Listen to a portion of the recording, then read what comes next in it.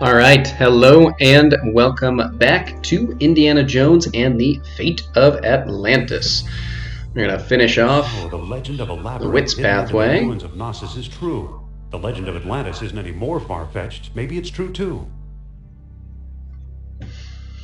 I'll bet the last stone disc and Atlantis are waiting for me somewhere beyond that door. Or at least we will finish off the Wits pathway as soon as Indy's done giving that speech I for the can't third pick that time. up. Yes, you can. All right, I'm going to pick up these statue heads just like always.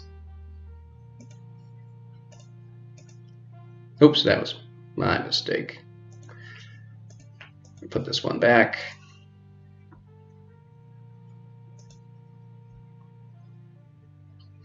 And as usual, we will use our whip to grab the last head.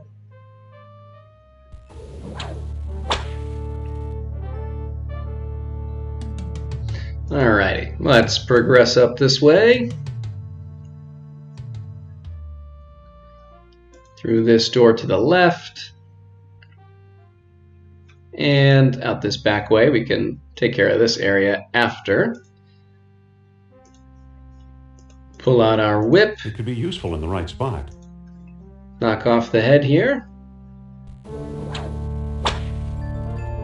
Not a very sturdy structure, gotta say. And head down. It's an elevator.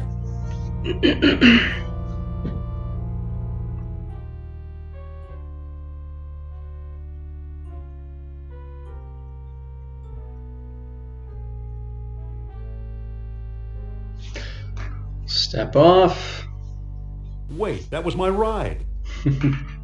Alright, now let's take a look as always at poor Professor Sternhardt. It's our old friend, Professor Sternhardt. Looks like he's starved to death. I guess he knew a lot more than he let on. But not enough to find a way out of here.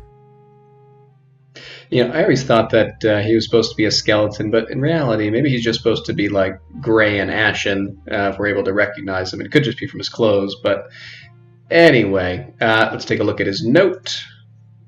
It says, I am convinced the map room is somewhere among the upper chambers. I believe that static electricity will respond to orichalcum, but since I'm trapped down here, I'm not sure whether I have all the pieces for a makeshift detector or not. too bad for Sternhardt. He came a long way. Well, let's pick up this scarf here. Hey, there's a rubber comb in here. That's nice. We're going to pick up the staff. And I see a stone disc. This is the Worldstone that Sternhardt swiped in Tikal. We're going to head through this door just for the sake of seeing the LucasArts logo, which of course is located right here, and I think a couple other places throughout the labyrinth, but nice little, I don't even know if it truly counts as an Easter egg because it's fairly obvious. How nice. Wait, there's a chain running up behind the waterfall. It must be holding the elevator's counterweight. Well, then up we shall go.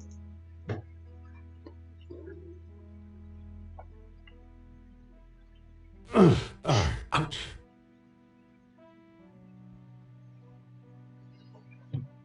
I hate getting wet. Alrighty. Oh. I'm not going to sit through this. Hang on, I'll be back when we get back up. Alright, attempt number 2. So yeah, I had been being very good about that, but you got to walk up this way and not accidentally step on the elevator there. Anyway, through here, and put down our statue heads.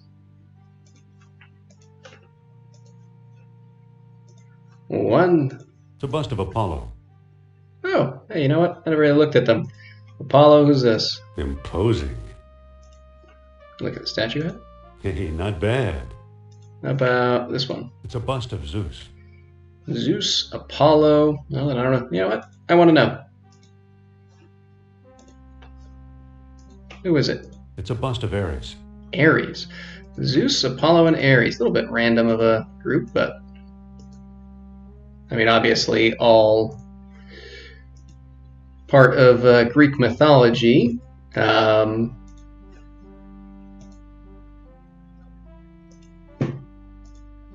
suppose Apollo and Ares would be his two naturally born godly sons. Maybe that makes sense.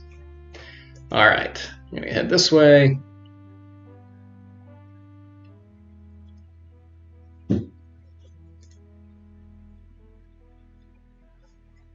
Around the bend, knock off this block with the staff.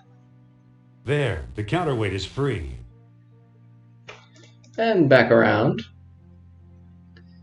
Yeah, I might have thought maybe Zeus, Hades, and Poseidon.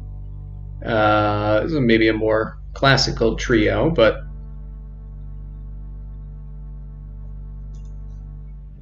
that's all right. Use the staff.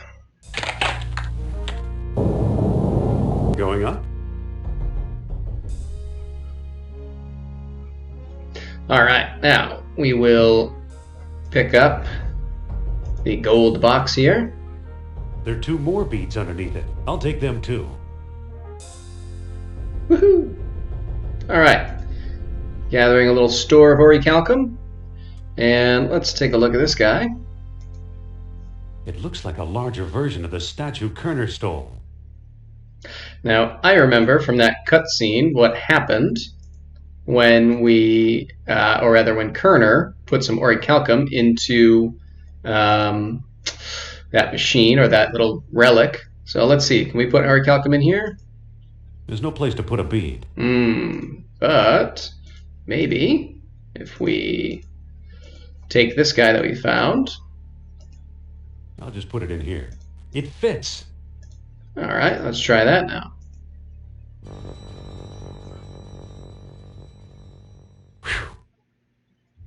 And yeah, we have basically a larger version of that sort of drill-like effect that Kerner accidentally discovered. Well, either Atlantis is a lot smaller than I thought, or I've found some kind of map or scale model. Laid out just as Plato described it, in 3 concentric circles. All right, let's put our stones down here on the spindle.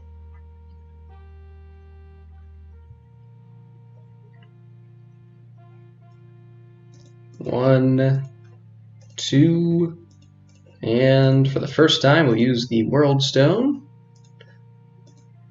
Or at least it's the first time this version of Indy will be using the Worldstone. And now let's take a look at the dialogue.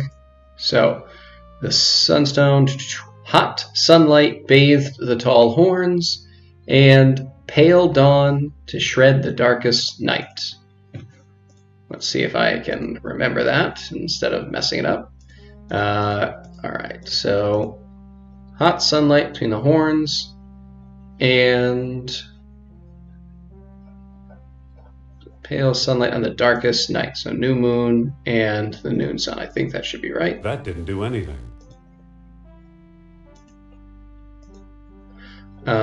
This one, hot sunlight bathe the tall horns. Pale dawn to shred the darkest night. And then the last one will be a waning moon to protect the city from grim night. Okay. So, I'm just going to do one and not bother making the mistake again. So, pale dawn to shred the darkest night. Where's dawn? There's the rising sun, and there's the darkest night. So, full the way around. New moon, rising sun. That didn't do anything. And then finally, Atlantis Worldstone was required. A waning moon to protect the city. Waning moon to protect the city. So, where's the city? There it is. There. Oh. Well, could have just hit the button. We would have gotten it by accident.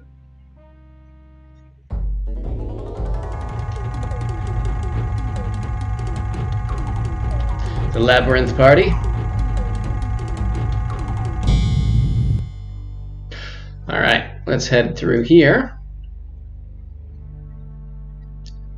Uh-oh. Oh, right. Better not lose the stones. Unfortunately, that would have gone very poorly without those. But yes, luckily Indy remembers. So, as we come through this path over here, after opening up that door, we pretty rapidly come to a dead end.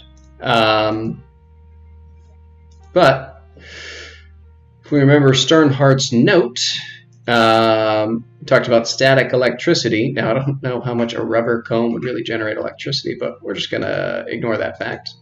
How that might react to orichalcum. So, The comb's charged with static electricity. So we now have this charged, but we need to have a way to indicate a direction to us. So just like in the other pathways, we're going to create kind of a amber fish on a string, but in this case it's going to be an amber comb, although it's not really amber, but that's fine. Okay, I've tied the clothesline to the comb. Now let's try this, see what happens. Why, it's pointing at me. Ah, yes, we still have our orichalcum out. So got to open this box. Put the orichalcum bead in the box. The orichalcum is now in the box. And close that up. And unfortunately, we have to reset our charge. The comb's charged with static electricity. Indy feels the need to announce that a lot.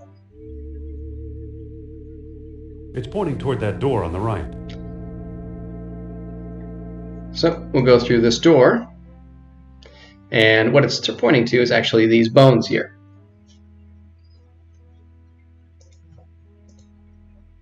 I'll put them in the box too. I don't know why that dialogue piece always skips, but he found 2 more beads of orichalcum in there and picked them up. So now that we have picked those up, we will once more charge our comb. The comb's charged with static electricity. We will use it once more. It's pointing toward that blank wall in the back. And then investigate this wall.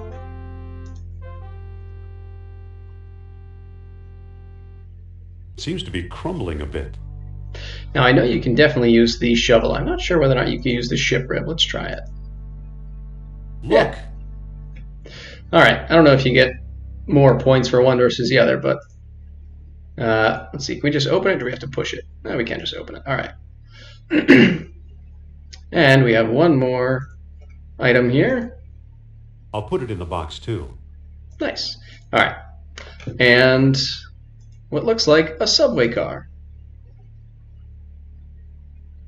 She's a beauty. Okay. Alright. Let's open our box. Access our orichalcum, and we're going to use it in this subway car mouth. Looks like I've started this thing. That you have, Indy. And off it goes. Whoops.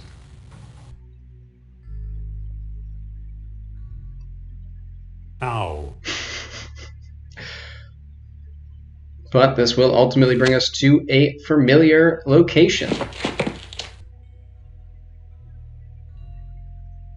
Amazing. I must be hundreds of feet below sea level, yet there's enough air pressure to keep the water out. It's impossible. Except if that were really true... I hate this line. I'd be dead. Alright, so yeah, we will end things here. This is the end of the Wits pathway, and again is where all 3 paths converge. There's a very slight difference in the team pathway that I guess I'll show at the beginning of the next video. But outside of that, yeah, we have come back to the conjoined pathway, and we will now venture into Atlantis. But all that will happen a little bit later, so till next time, see ya.